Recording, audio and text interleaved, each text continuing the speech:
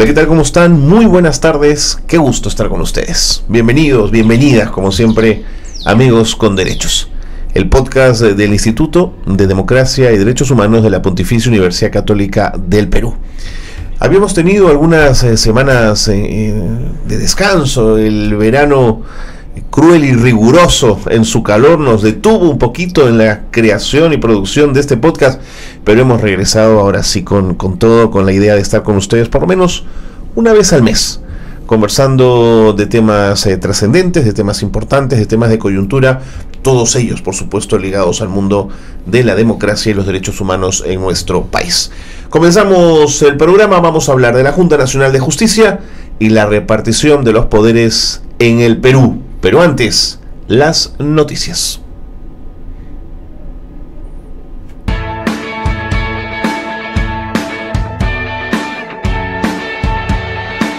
Bienvenidos y bienvenidas al bloque de noticias del IDEPUC, y en esta oportunidad hablaremos de 3 noticias que amenazan la institucionalidad democrática y los derechos humanos. En primer lugar, hablemos sobre la aprobación de la bicameralidad. Y es que el pasado 20 de marzo, el Congreso de la República promulgó la reforma constitucional que reestablece la bicameralidad y la reelección inmediata. A pesar de la validez de la norma, la reforma arremete contra la legitimidad popular, pues en 2018 la ciudadanía expresó el rechazo de la bicameralidad y reelección inmediata para congresistas en el referéndum de la reforma constitucional. La reforma aprobada, aunque válida por respetar el periodo de 2 años sin modificar lo elegido en el referéndum, ignora la voz de la ciudadanía y se da en un contexto de alta desconfianza hacia los legisladores y el rechazo a la institución. Esta propuesta no busca fortalecer el equilibrio de poderes, sino concentrar el mismo en un número reducido de congresistas, con las mismas falencias que los actuales y los partidos políticos. Por otro lado, proponer medidas impopulares desde una instancia fuertemente deslegitimada, evitando la participación ciudadana y evadiendo el uso de mecanismos de la democracia directa, profundiza la apatía hacia el Congreso. La bicameralidad y la reelección resultan medidas impopulares. Aunque teóricamente beneficiosas, el diseño actual suscita más problemas que soluciones. Sin reformas al sistema de partidos, un diseño adecuado, el Senado se convierte en un espacio más atractivo para lobbies y mafias. Por otro lado, proponen demoler el ojo que llora. Esta es una escultura creada por la artista plástica Lika Mutal, fallecida en el año 2016, para conmemorar a las decenas de miles de víctimas que hubo durante el conflicto armado interno de los años 1980 y 2000. Esta escultura y el espacio que alberga han sido desde hace 20 años un lugar emblemático de homenaje póstumo a las víctimas sesgadas por las organizaciones terroristas y por la fuerza pública. Sin embargo, este año, propuestas nacidas en el Congreso de la República y la Municipalidad de Lima buscan desaparecer este espacio de conmemoración. En el Congreso se plantea un proyecto para eliminar su estatus de Patrimonio Cultural de la Nación, otorgado por el Ministerio de Cultura en el año 2022. Y la Municipalidad de Lima, por su parte, ha pedido al Ministerio de Cultura la demolición del monumento. El afán de demoler el ojo que llora delata a la vez un espíritu extremista y una voluntad autoritaria. Eliminar, suprimir, aniquilar, demoler un espacio de encuentro donde las víctimas encuentran algún grado de resarcimiento simbólico a sus pérdidas, son acciones que denotan no solamente la ignorancia de los principios humanitarios, sino que también un ánimo que vindica completamente ajeno a la democracia que el Perú necesita superar. Se debe entender que el ojo que llora es una propuesta a los derechos de las víctimas a la verdad y a la memoria. Y en este sentido, un espacio de dignificación y de conciencia pública sobre los crímenes y violaciones de derechos humanos cometidos por todos los actores del conflicto armado durante esos años.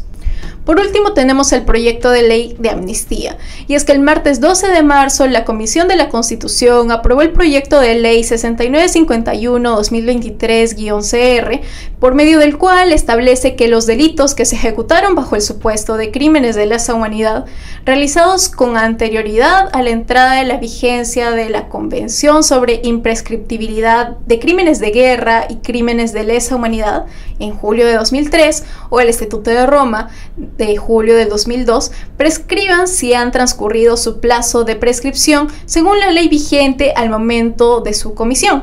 Es evidente que prácticamente todos los delitos que se cometieron en el contexto del conflicto armado interno, y particularmente aquellos que se atribuyen a miembros de las Fuerzas Armadas, se realizaron antes de las fechas indicadas, por lo que varios de ellos que se encuentran con procesos aún abiertos como pativilca, manteivilca, esterilizaciones involuntarias y otros, podrían declararse prescritos y archivarse si la propuesta entrara en vigencia. El proyecto de ley resulta no solo inconstitucional, sino contrario al derecho internacional de los derechos humanos. Que el Estatuto de Roma haya entrado en vigencia en nuestro país el año 2002 no significa que el país ha adolecido de alguna normativa que defina y condene los crímenes de lesa humanidad y crímenes de guerra. Antes de ratificar el Estatuto de Roma, ya había suscrito de forma voluntaria convenios internacionales con implicancias respecto a los crímenes de lesa humanidad y los crímenes de guerra. El Perú no solo ha ratificado la Convención Americana de Derechos Humanos, sino también los convenios de Ginebra. El cuarto convenio, en el artículo 146, señala que el estatuto, parte de esta convención, se compromete a sancionar penalmente a quienes hayan cometido graves violaciones al derecho internacional humanitario, o sea, a quienes hayan cometido crímenes de guerra. Eso explicó Valeria Reyes, coordinadora del área académica de investigaciones del IDEPUC, en una de nuestras noticias que salen semanalmente en nuestro boletín. Así que si quieren conocer un poco más sobre el desarrollo de las noticias que acabamos de contarles, pueden suscribirse a nuestro boletín semanal ingresando a idepuc.puc.edu.pe. Ahora volvemos con Carlos Cornejo para una entrevista con el director del IDEPUC, Iván Montoya.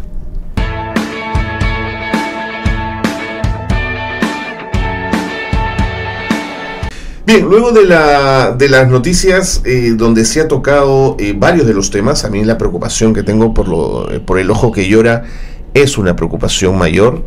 Creo que es una asonada más contra la memoria, contra un espacio que además es patrimonio cultural de la nación, que además ha sido siempre objetivo de los grupos conservadores o antimemoria, y creo que en coyunturas como esta podrían tener el atrevimiento de dejarnos sin el ojo que llora. De esto vamos a hablar también con nuestro invitado, que se los quiero presentar en un instante.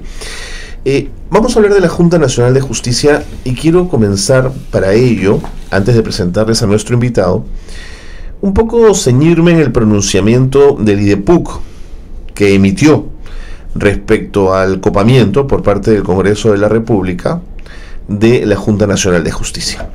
El IDEPUC dijo muy claro en su punto 1, el Instituto expresa su más firme rechazo a la aprobación en la Comisión Permanente del Congreso del informe final que plantea acusar por infracción a la Constitución e inhabilitar para ejercer la función pública por 10 años a los integrantes de la Junta. Pronunciamiento duro, severo, además muy bien sustentado, muy como trabaja el Instituto de Democracia y Derechos Humanos de la Universidad Católica.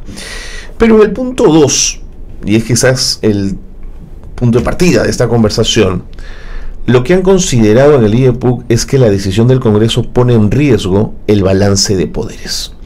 Y yo quiero preguntarle a Iván Montoya, director del Instituto de Democracia y Derechos Humanos de la Universidad Católica, doctor en Derecho por la Universidad de Salamanca, profesor principal del Departamento Académico de Derecho, ex procurador del Estado, dicho sea de paso, ¿dónde está, en este caso, el desbalance de poderes? Bienvenido, Iván, qué gusto estar contigo. Gracias, Carlos, por la invitación. Bueno, sí, el punto 2, que como tú mencionas del comunicado nuestro que se emitió en su momento, refleja solo un punto de lo que ya habíamos experimentado o estamos experimentando en el país como parte de la actuación del Congreso de la República. Si se recuerda por parte de los oyentes, es importante señalar cómo el Congreso terminó eligiendo a los miembros del Tribunal Constitucional. Digamos que ha sido más que un proceso transparente donde haya podido participar la sociedad civil organizada ha sido más un procedimiento interno tratando de colocar a aquellos candidatos que puedan ser afines y susceptibles a las posiciones del Congreso.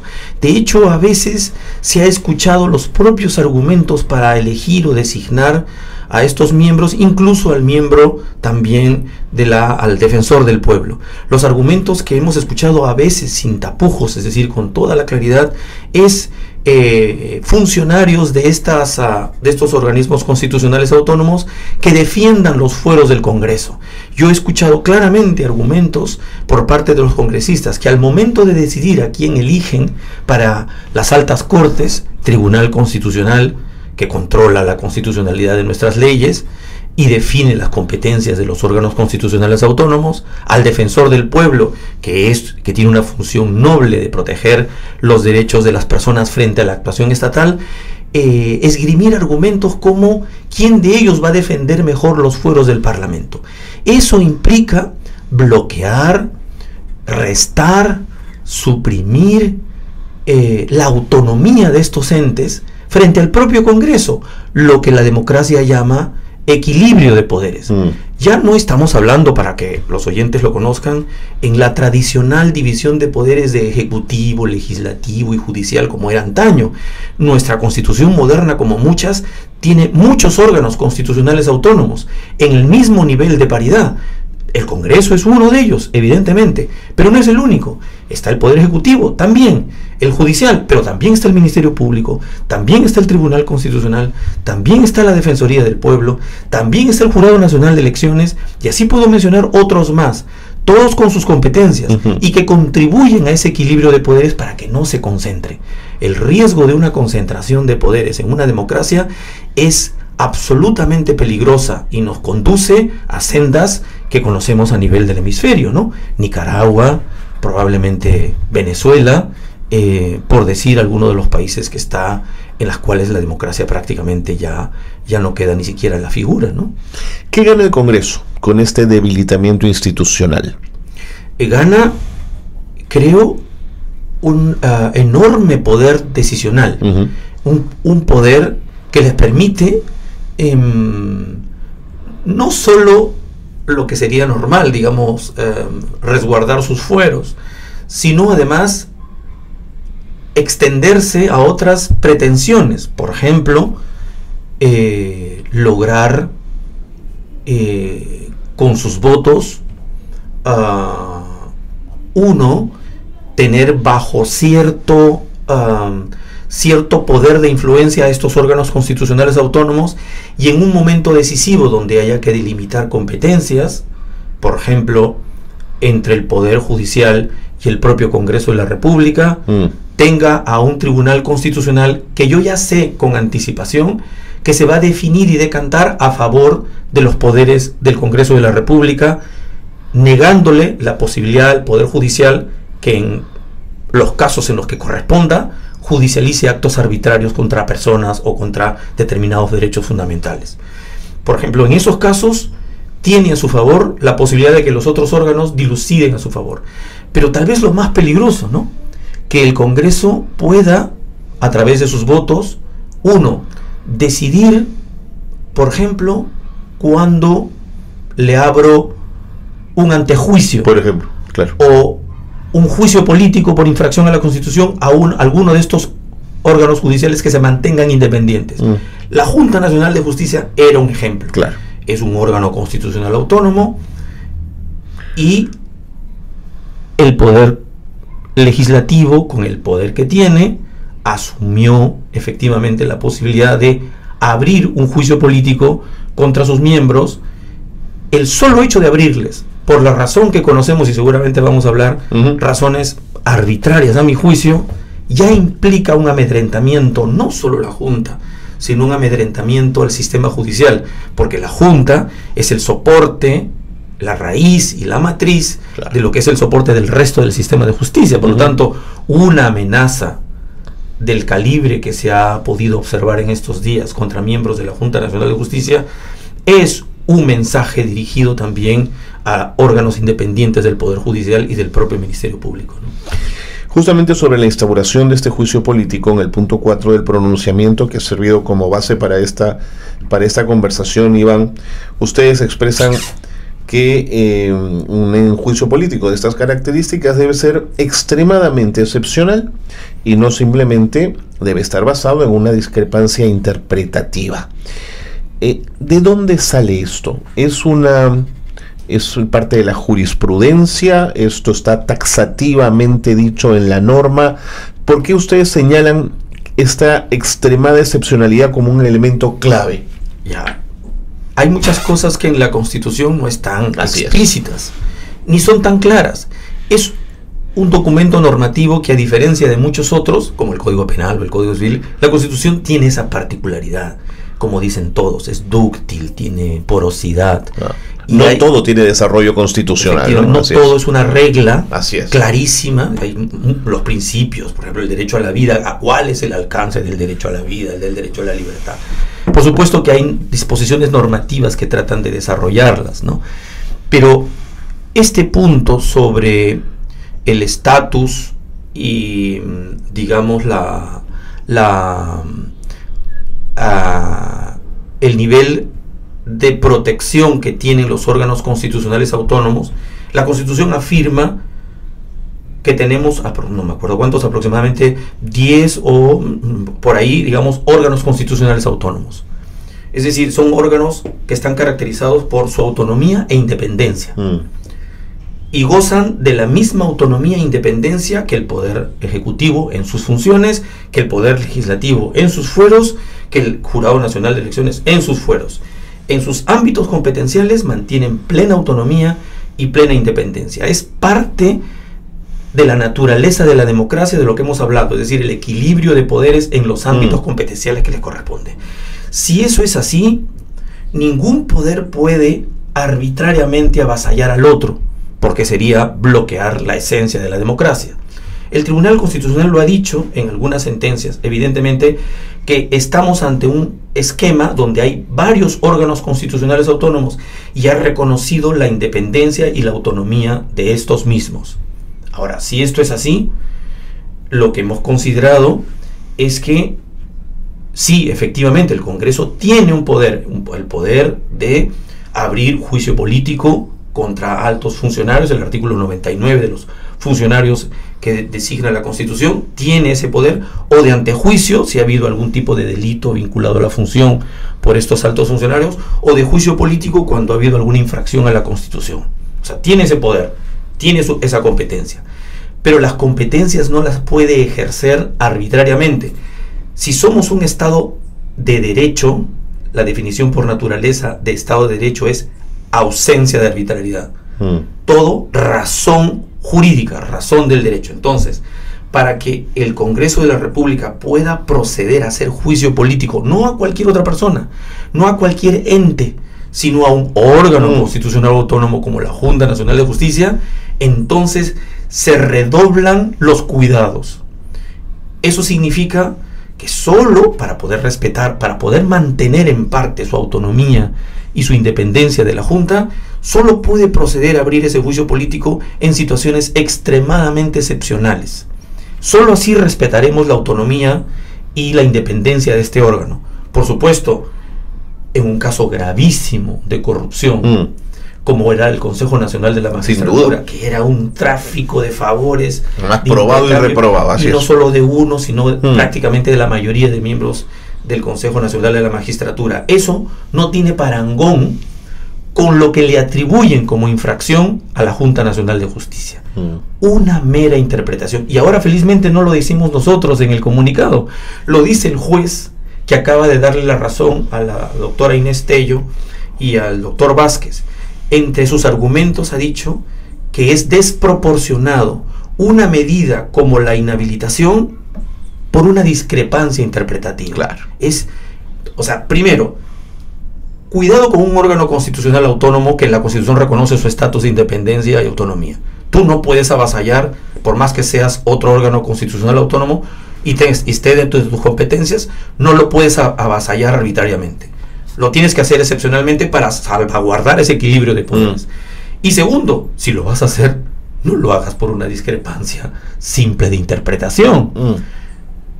Interpretación, el propio Tribunal Constitucional ha dicho que la interpretación de la Constitución no solo le corresponde al Congreso, sino que está disperso en todos los otros órganos. O sea, muchos órganos pueden hacer interpretación de la Constitución. El Poder Judicial hace interpretación de la Constitución cada vez que tiene un acuerdo plenario. Por supuesto, claro. El Defensor del Pueblo, cuando hace sus informes, hace interpretación de la Constitución. Y el hecho de que, por ejemplo, el Poder Judicial se equivoque en una casación haciendo interpretación de la Constitución y el TC le corrija la plana, porque es el último que puede corregir, no implica que lo van a sancionar a la sala que ha interpretado de manera diferente. No implica la inhabilitación. Constantemente se puede equivocar una sala al hacer interpretación de la Constitución. Y el TC puede corregirlo, pero lo corrige. No implica una sanción disciplinaria de inhabilitación. Entonces, de acuerdo. En el caso de Zoraida Ábalos usaron el mismo esquema, ¿no es cierto? Hay una interpretación por parte de Zoraida Ábalos respecto a si se investiga o no a un presidente de la República y por eso la sancionaron, ¿no es cierto? Es exactamente lo mismo. Es decir, ella seguía ni siquiera el mismo parámetro de interpretación anterior. Sí, dio un paso más en la línea de interpretación. Dijo, hasta ese momento nunca se habría... Así es. Investigación preliminar contra los altos funcionarios, contra un presidente en este caso. En este caso ella decidió abrir, claro, luego lo suspendió, ¿no? Porque tuvo una interpretación distinta del artículo de la Constitución, no me acuerdo cuál, que habla de que se requeriría el levantamiento por parte del Congreso de la República de los fueros que tiene el presidente, ¿no? Y solo por 5 delitos o 4 delitos que el presidente puede ser procesado. Interpretó que había que acabar con su periodo o que le interrumpieran su periodo, ¿no? Eso es lo que interpretó Zoraida Ábalos.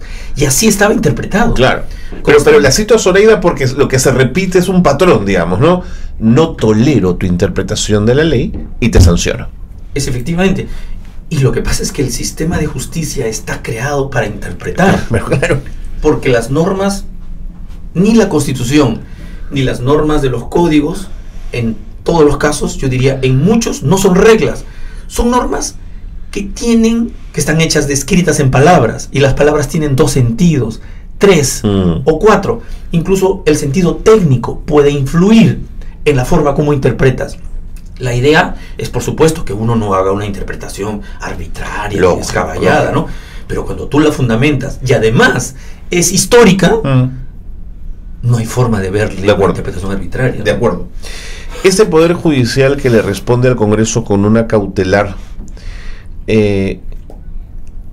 ¿crees que lo hace sabiendo que arriesga como sala también desafiar a un Congreso que fagocita, que tiene un poder omnímodo, Iván? Sí, ya tenemos un antecedente, ¿no? Creo que fue en el caso anterior, no recuerdo cuál, donde hubo también otro control y se paralizó o se suspendió la actuación del Congreso de la República. Estoy recordando porque eso está en la denuncia que acaba de hacer la Fiscalía Suprema contra los congresistas y la Patricia y la ex fiscal de la Nación, y por el caso Villanueva, donde estoy tratando de recordar. Ya vendrá. No, es que hubo una medida cautelar. Claro. Y recuerdo que en ese momento hubo una suerte de negociación y dijo, para tener el voto, estoy repitiendo lo que dice, para tener el voto del fujimorismo, decía la Chirinos, ¿no? Para tener el voto del fujimorismo, ellos requieren que esta sala que acaba de dar la medida cautelar sea denunciada por prevaricato. Se arma todo el tinglado. Es hasta da un poco de broma, porque internamente es lo que cuenta Villanueva, ¿no? Le dicen a Chirinos, háganos la denuncia contra esos vocales superiores. ¿Te refieres a Villanueva, el colaborador? Entonces Chirinos dice, en este momento están de vacaciones mis asesores. Entonces la Fiscalía de la Nación dice, Villanueva dice, nosotros lo vamos a hacer, te lo vamos a dar a ti para que tú la presentes. Claro. Inmediatamente se arma una denuncia por prevaricato contra estos magistrados. Claro. Por lo tanto, y amarras a la sala, digamos, con eso, ¿no? La amarras a la sala y dejas el antecedente a la sala que viene en apelación, que también te voy a denunciar por prevaricato. Cosa que es, por supuesto, infundado, ¿no? El prevaricato es un delito que no se configura fácilmente, ¿no? Habría que ser torpe para incurrir en un prevaricato, ¿no? A diferencia del Código Penal español, pero... El prevaricato es cuando sentencias en contra de lo que dice la norma, ¿no? Cuando sentencias en contra, muy bien, en contra del texto claro de la ley, o citas hechos que no existen, de acuerdo. O sea, pruebas que no existen. Es muy claro eso, ¿no? No es cuando fallas de una manera injusta. Esa subjetividad no existe. De acuerdo. Entonces, es solo amedrentamiento, es solo un mensaje, ¿no? Pero claro, dado este Congreso, no me extrañarían proyectos de ley que señalen determinadas situaciones de que no se puedan hacer, es decir, no se puede hacer interpretación de esta naturaleza, o el Poder Judicial, una ley que diga el Poder Judicial en las acciones de amparo no puede hacer control de las decisiones políticas que haga el Parlamento. No sé, ya parcialmente le ha dado la razón el TC, digamos, ¿no? En ese punto en el que el Poder Judicial no puede controlar decisiones meramente políticas del Congreso de la República, aunque ha dejado una ventana abierta que es la que el juez ha utilizado ahora para proteger los fueros de la Junta Nacional de Justicia y de Vázquez, ¿no? De acuerdo. Ahora, dejo de mirar la Junta como si fuese un árbol intentando mirar el bosque. Controlas el TC, controlas la Defensoría, quieres controlar la Junta. Este intento de cooptación institucional, ¿es un proyecto político para ti, Iván? Dicen que en política no hay casualidades, ¿no? Yo recuerdo, también tú, tenemos mucha diferencia de edad, ¿no? En la época de Montesinos, pero antes de saber lo que era ese estudio, sabíamos que existía un sujeto que diseñaba la estrategia para consolidar la reelección del expresidente Fujimori, que era Montesinos, pero no sabíamos cómo lo hacía, cómo lo hacía con tanta eficiencia, ¿no? Luego nos hemos enterado que tenía pues subyugado a toda la institucionalidad del país, ¿no? Vía corrupción, sobre todo. Por supuesto. Entonces, pero en ese momento, sin ver todo ese bosque, o sea, sin ver el panorama completo, intuíamos, pero parecía que había muchas casualidades. No parecía tan pensado. Vista la película después, estaba completamente armado. Estaba armada la reelección y la estrategia. Pues, por lo tanto, esa experiencia histórica en el Perú nos sirve para no descartar para nada la posibilidad de que haya, no por parte de los congresistas en sí, porque me parecen cada uno de ellos como dispersos en sus propios intereses particulares, pero sí ese tercero o un grupo de terceros, no sé, a nivel de inteligencia, a nivel de abogados, del pool de abogados, que esté diseñando alguna forma de ir neutralizando todos aquellos poderes que pueden hacerle control al poder legislativo, y de esa manera asegurar impunidad, asegurar liberaciones de algunos procesados, ¿no? Absoluciones en algunos casos, tanto en corrupción política como en aquellos casos que fueron violaciones graves a los derechos humanos en la década del 80 y del 90. Es decir, no me extrañaría que pueda haber algo que esté pensándose de cara a dos cosas. Uno, a evitar la persecución penal de los casos de corrupción. En este caso se visualizan varios congresistas, no solo desde los niños, sino ahora que han estado probablemente negociando sus propias situaciones con la fiscalía. Con Patricia Benavides, el archivamiento de los casos. Entonces, buscando impunidad, y ahí encuentran un propósito común, pero también algo que hay un sector que no olvida, que es el hecho de la judicialización de muchos casos de violaciones graves a los derechos humanos, donde considera que hay que cortar esa posibilidad y de una vez librar de esos procesos a aquellos militares o miembros de las fuerzas policiales que incurrieron en desapariciones, tortura en la década del 80 o 90, y que con leyes como las leyes que estamos viendo que ya se han aprobado en la Comisión de Constitución, la de imprescriptibilidad, es una barbaridad, Iván. Entonces todo, por supuesto, evidentemente, pero digo, todo apunta evidentemente, claro, no, se entiendo, a impunidades, ¿no? Impunidades en corrupción, impunidades en violaciones de derechos humanos, ¿no? De acuerdo. El tiempo me gana, pero no quiero que se nos vaya la posibilidad de conversar también con esta embestida nuevamente de sectores conservadores contra los espacios de memoria y en este caso contra el ojo que llora. ¿Qué piensas, Iván, de este nuevo intento? Porque hablan de la demolición del espacio llamado el ojo que llora. Como tú lo has dicho, es uno de los espacios de memoria histórica, de recordarle a la población, yo diría dos finalidades, ¿no? Uno, un espacio para los familiares de las víctimas, en el que se reconozca que tuvieron víctimas.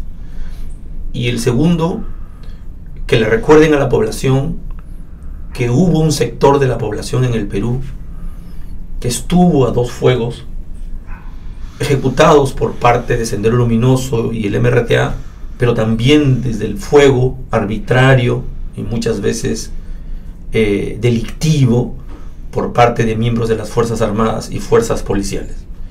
Estas víctimas, o sea, este es un lugar que no evoca el terrorismo, es un lugar que evoca el dolor de un grupo de peruanos que desde Lima los hemos ignorado, que también ha habido víctimas en Lima, por supuesto, pero que han sufrido enormemente los embates de la acción del terror y de la acción de las Fuerzas Armadas y de las fuerzas policiales. No es un monumento al terrorismo. Creo que esa narrativa es la que se ha vendido. Esa es la equivocación más grande. Así es. Es una memoria a las víctimas peruanas que han sufrido. Y creo que eso les trastoca a aquellos que quieren desaparecerla, porque les recuerda lo que han hecho. Creo que es una suerte de intento por ayudar a olvidar algo que no debe de olvidarse. Pero además, pongo sobre la mesa la discusión que hubo cuando se erigió el ojo que llora, en el sentido de que había también allí los nombres de personas que habían pertenecido a grupos subversivos, pero que habían sido víctimas por parte de agentes del Estado y que por tanto eran considerados víctimas y estaban allí. ¿Eso ocurrió? ¿Eso también es cierto, Iván? ¿Eso está en el ojo que llora? ¿Esos nombres también están allí? Mira, no recuerdo mucho de esa... lo que pasa es que al margen de ese dato, es efectivamente el hecho de que alguna persona haya estado vinculada a los grupos terroristas como Sendero Luminoso y el MRTA y en su momento hayan sido detenidas y ya detenidas en un establecimiento militar o establecimiento torturadas, haya sido torturada, luego ejecutada y luego desaparecida, la convierte en víctima. No hay ninguna duda para el sistema interamericano, es víctima, ¿no? Es que esa es la discusión, no lo toleran, Iván, no lo aceptan. Efectivamente, ¿no? Y digamos, está mal porque es como querer decir, estuvo bien matarlos en esa situación de indefensa, digamos, cuando ya estaban a merced de las Fuerzas Armadas, y en lugar de colocarlos en el sistema de justicia para que es donde deberían haber ido, juzgados, los ejecutaron en ese momento, vulnerando incluso principios básicos del derecho de la guerra, si uno quiere. Buen punto. Iván, creo que se nos quedan muchos temas en el tintero, pero el tiempo nos gana. Gracias. Siempre es un gusto conversar contigo, Iván. Hacía mucho tiempo que no conversábamos. Qué bueno haberlo podido hacer. Sí, un gusto. Y ojalá que sea pronto volver a conversar. Claro que sí. Hemos estado con el doctor Iván Montoya. Ahí estaba, director del Instituto de Democracia y Derechos Humanos de la Pontificia Universidad Católica del Perú, doctor en Derecho. Hablar con él tiene además la gran ventaja de escuchar a un abogado que te habla en sencillo, digamos, que no necesita demasiados recovecos como para explicar las cosas, lo cual creo que es muy valioso. Quiero proponerles algo, que nos encontremos en la próxima edición del programa de Amigos con Derechos. Gracias por acompañarnos y gracias por su preferencia. Que tengan todos muy buenas tardes.